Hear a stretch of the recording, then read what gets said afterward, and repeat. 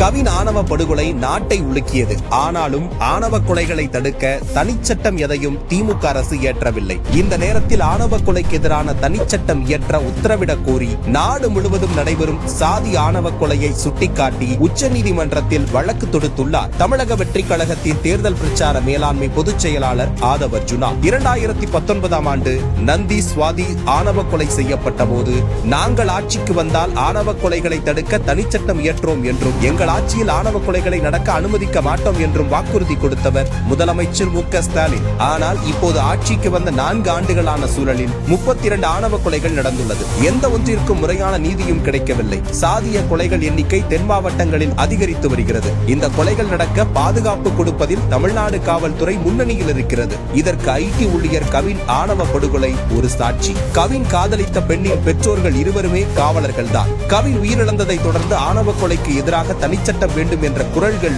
ஓங்கியது. ஆனால் அது முதல்வர் ஸ்டாலின் காதுகளுக்கு தான் எட்டவில்லை. 2018 ஆண்டு வெளியான சக்தி வாகினி வழக்கில் ஆணவ கொலை தொடர்பாக தீர்ப்பு வழங்கிய உச்சநீதிமன்றம் 20 வழிகாட்டுதல்களையும் மாநில அரசே தனிச்சட்டம் இயற்றலாம் என்ற உத்தரவையும் பிறப்பித்தது. ஆளும் திமுக அரசு இதை எதையும் மதிக்காத போது உச்சநீதிமன்றத்தை நாடியுள்ளது தமிழக வெற்றி கழகம். தமிழக வெற்றி கழகத்தின் ஆதவ் அர்ஜுனா அவர்கள் தொடர்ந்துள்ள வழக்கில் உரிய தீர்ப்பு வரும் என எதிர்பார்க்கலாம்.